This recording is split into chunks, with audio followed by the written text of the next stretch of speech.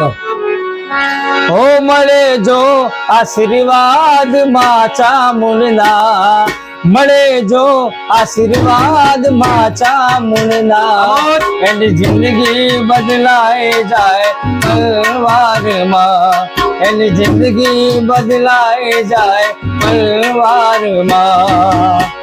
માં મમતારું ને તું છે ગયારું, ચોટીલા ગામે આય તારું રજવાડું, ભવન ભાઈનું નાવડું કે તારું, ભવન ભાઈનું નાવડું તો તારું. હો મળે જો આશીર્વાદ માં ચામુંડના, મળે જો આશીર્વાદ જોગણી માના, એની જિંદગી બદલાઈ જાય પલવારમાં, એની જિંદગી બદલાઈ જાય પલવારમાં. જગદંબા માં તું જોગણી, મારી જપીએ તિહારો જાપ, અખંડ તારા દીવા બળે, મારી પ્રગટ આપોઆપ. આજે એક સરસ મજાના એવા કલાકાર જોડે આપણે મળ્યા છીએ અને મળીને સરસ મજાની વાતો કરવી છે. તો આજે વિસનગર ગામમાં પોતાનું રહેઠાણ છે અને આગળ તો એમનું ગામ શું છે એ આપણે પૂછીશું. પણ શરૂઆતમાં એ પોતે એમને તમને ઓળખાણ આપી દઉં કે પોતે એક સરસ મજાના દરેક પ્રોગ્રામો કરનારા, જેમ કે લગ્ન ગીત, લોકગીત, ડાયરો, ભજન, સંતવાણી અને રમેલાના પ્રોગ્રામો પણ પોતે કરે છે, લાઈવ ડીજેના પ્રોગ્રામો કરે છે. અને મારી બીજી વાત એવી કહેવી છે કે કલાકાર તો છે જ, સાથે સાથે એક સરસ મજાના રાઇટર છે. લગભગ કલાકારોના સોંગ એમને લખ્યા છે અને દરેક કલાકારોના એમને રેકોર્ડ પણ કર્યા છે. તો આ બધું હું એટલા માટે કહી રહ્યો છું કે પોતે આપણને બધું કહેવાના જ છે, પણ મારે એમ કહેવું પડે કે આટલું બધું જો એમને શીખ્યું હોય તો કેટલું સંઘર્ષ એમને કર્યું છે. તો એ સંઘર્ષ વિશે પણ જાણીશું. તો શરૂઆતમાં તો હું તમને વાત કરું કે મારા મિત્રોને તમારો પરિચય આપો. હું વિજાપુર તાલુકાનું એક નાનકડું ગામ કોટ ગામમાં રહેવાસી છું, બરાબર. અને હાલમાં વિસનગરમાં રહેઠાણ છે, બરાબર. અને વિસનગરની અંદર એક નાની મોટી હોટલ છે, બરાબર.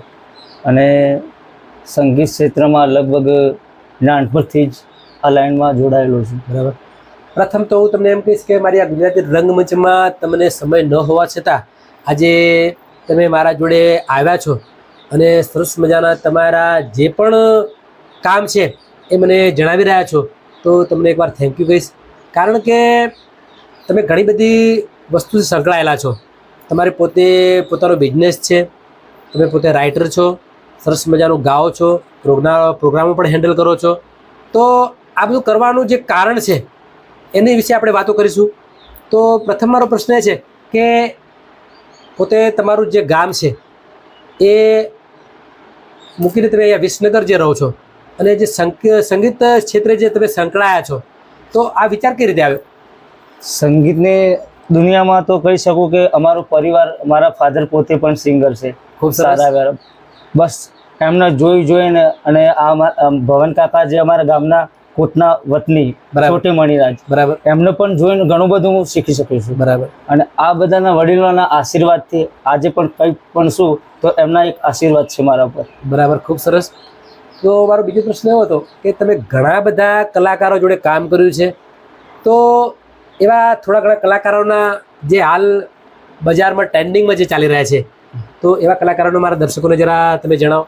કલાકારોના વિશે કહી શકું તો નામી અનામી ઘણા બધા કલાકાર જોડે મેં સોંગ આપેલા છે, બરાબર. વિડીયો શૂટિંગ પણ કરેલા છે, બરાબર. જેમ કે કાજલબેન યોગી, બરાબર. એવા બધા નામ લઈએ તો બધો ટાઈમ ટૂંકો પડે, પણ ઘણા બધા કલાકાર જોડે કામ કરેલું છે. જે બે ચાર જે નામી કલાકારો છે એમના નામ લઈને મારા દર્શકોને જણાવો એમ.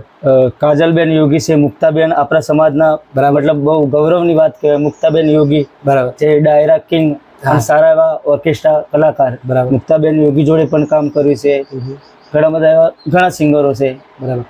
અને હમણાં ટૂંક સમયમાં તમે એક સરસ મજાનું જિગ્નેશભાઈ જોડે એક શૂટિંગનું કામ કર્યું છે એવું મેં સાંભળ્યું. હા, બરાબર. તો એ કયા સોંગનું હતું? એ સોંગ એમના મતલબ સંબંધીનું હતું અને શૂટિંગમાં બધું કામ મારા જોડે આવેલું હતું, બરાબર. તો તમે સાથે સાથે શૂટિંગનું કામ પણ કરો છો? હા, ખૂબ સરસ. એ પોતે એક વિડીયોગ્રાફર પણ છે. કારણ કે આટલી બધી એક વ્યક્તિમાં ટેલેન્ટ ને આટલી બધી કળાઓ એ એમને એમ તો થાય નહીં. એના માટે ઘણું બધું સંઘર્ષ કરવું પડે અને ઘણું બધું કામ કરીને એ અહીંયા પહોંચ્યા છે. તો આપણે એકવાર એમને થેન્ક યુ કહીશું. કારણ કે કોઈ પણ વસ્તુ શીખવા પાછળ ઘણી બધી સ્ટ્રગલ અને ઘણું બધું સંઘર્ષ હોય છે.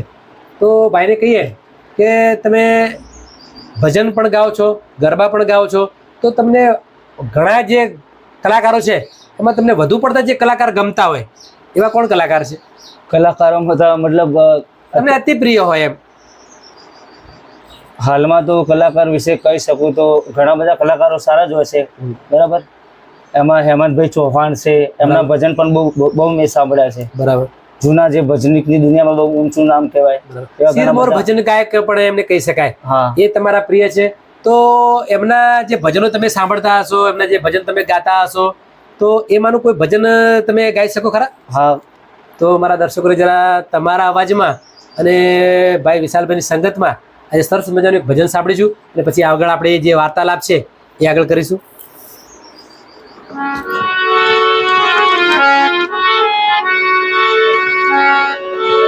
પહેલો નામ પરમેશ્વરો, જેને જગમાળ્યા છે જો. પહેલો નામ પરમેશ્વરો,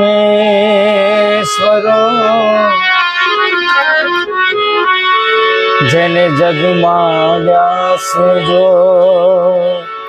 નર મૂરખ સમજે નહીં, નર મૂરખ સમજે નહીં, હરિ કરે સૌ હો.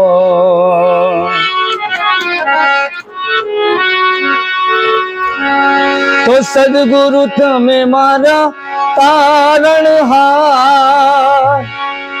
એ હરિ ગુરુ તમે મારો તારણહાર. આજ મારી રાખની રે અરજી, પવન ધણી હા બરજો ગુરુજી. ઓ ગુરુજી.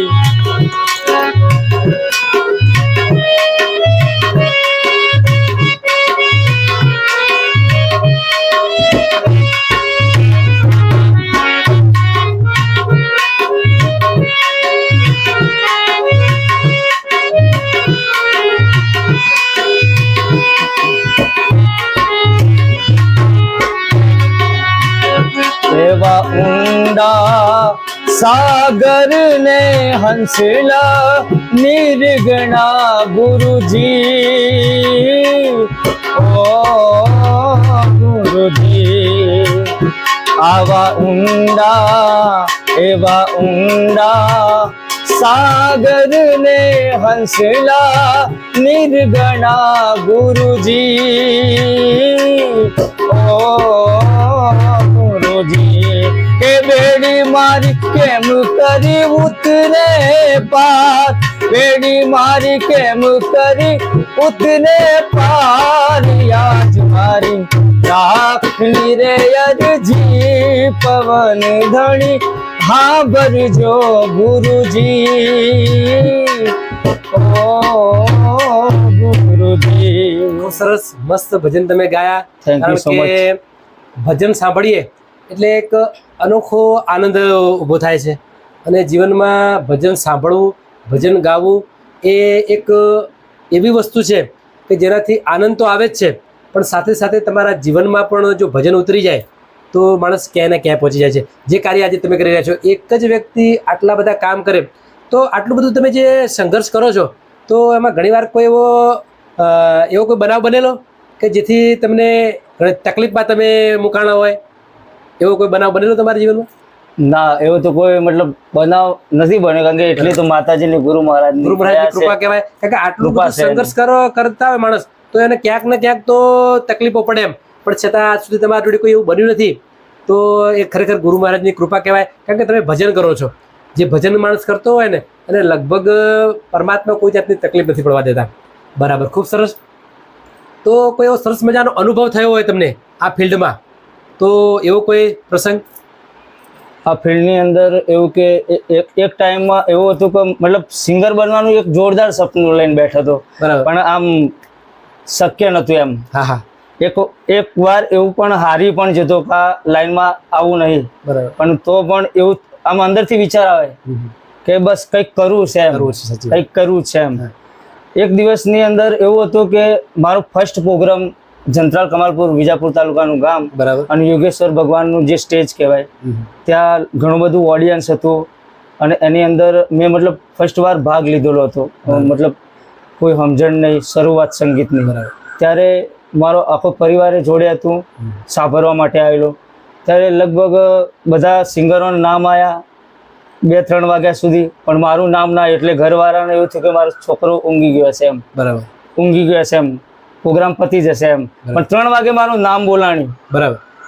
જંત્રાલ ગામની અંદર, અને એ ફર્સ્ટ સ્ટેજની અંદર એવો સારો રેફરન્સ મળ્યો અને એ આશીર્વાદ મળ્યા ભગવાનના, અને અત્યારે એની તો કૃપા છે. ફર્સ્ટ પ્રોગ્રામ જંત્રાલમાં જ તમને ત્યાંથી જ તમારું કેરિયર હા એમાં પિકઅપમાં થોડું આવ્યું એમ? હા. બરાબર.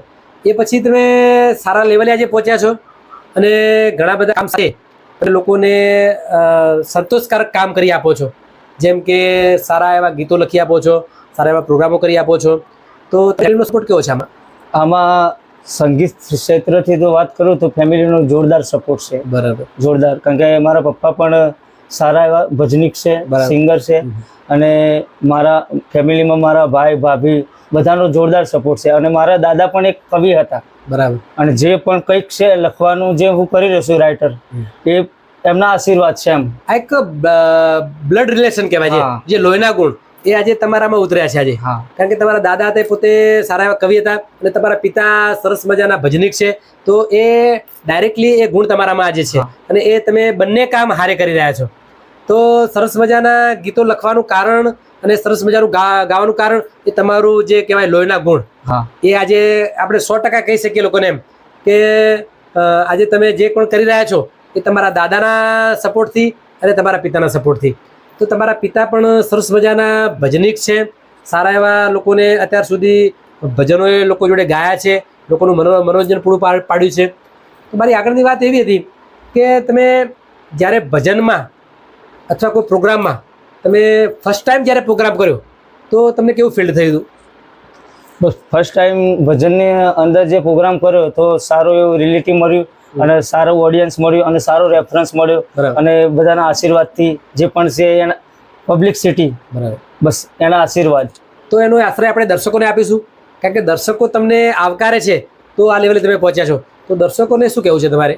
બસ આવનો સપોર્ટ મળ્યો છે, આ જેમ ગુજરાતી મંચ અમારા સુધી પહોંચ્યું છે, સપોર્ટ આપ્યો છે, બરાબર. એવો બસ દર્શકોનો પણ આવો જ સપોર્ટ છે. 100% દર્શકોને કહીશ કે જેવો તમે એમને સપોર્ટ આપ્યો છે એવો સપોર્ટ આપજો.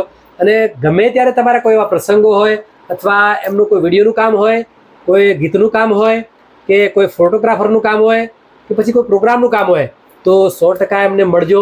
કારણ કે વિસનગરની અંદરમાં એમની સરસ મજાની જે સર્કલ છે ત્યાં એમની હોટલ છે, અને ત્યાં પોતે એમના ફાધર પણ હાજર હોય છે અને પોતે હાજર હોય છે.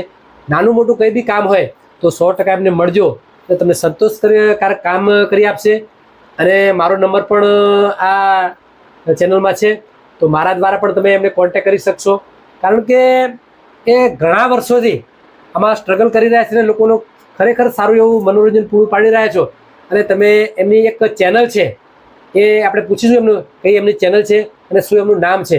તો મારા દર્શકોને તમારી ચેનલ પણ પોતે તમે ચલાવી રહ્યા છો, તો મારા દર્શકોને એનું નામ આપો. મારી ચેનલ છે સીએમ ડિજિટલ, અને એક એચપી પ્રોડક્શન છે, એની અંદર મતલબ અમે ભાગીદાર છે બધા. બરાબર. અમદાવાદની ચેનલ છે, એની અંદર પણ અમારા ઘણા બધા આર્ટિસ્ટોને અમે સપોર્ટ કરતા હોય છે. બરાબર. જેમ કે ગુજરાતી મંચ તમારી જે ચેનલ સપોર્ટ કરે છે, એ રીતના અમારાથી પણ જે બનતી કોશિશ, નાના મોટા કલાકારો આવતા હોય એમને અમારાથી જે પણ બનતી કોશિશ હોય એ કરતા હોય છે. તો ખૂબ સરસ તમે સંતોષકારક અમને તમારું ઇન્ટરવ્યૂ આપ્યું. તો અમારા ઇન્ટરવ્યૂમાં આવીને કેવું લાગ્યું તમને? બસ અમારા જેમ મતલબ અમારા જેવા કલાકારના આર્ટિસ્ટને સપોર્ટ મળે છે બરાબર, થેન્ક યુ. એટલે અમને તો બહુ સારું જ લાગ્યું સાચી વાત. અને આવનારા સમય માટે આ ચેનલ ઉપયોગી છે. બરાબર. અને અમારું જેવું ઇન્ટરવ્યુ લીધું એવા કલાકારો હું પણ બે હાથ જોડીને નમ્ર વિનંતી કરું કે અમારા ભાઈબંધનો કોન્ટેક્ટ કરે અને સપોર્ટ મેળવે. 100% આપણે એ કાર્ય સદંતર ચલાવતું રહેવું છે અને સદંતર એમાં અલગ અલગ કલાકારો આપણે ઇન્વોલ્વ કરીશું. તો મારા દર્શકોને કહેવાનું કે મારી ગુજરાતી રંગમંચમાં ચેનલમાં તમે જે ઉપસ્થિત રહ્યા એ બદલ ખૂબ ખૂબ તમારો આભાર. અને અમારી ગુજરાતી રંગમંચ ચેનલને લાઇક કરો, શેર કરો, કોમેન્ટ કરો અને સબસ્ક્રાઈબ કરતા રહેજો, જેથી કરીને આવા નવા નવા કલાકારોને તમારા સુધી હું પહોંચાડતો રહું. દરેકને મારા અને ભાઈના જય ગુરુ મહારાજ.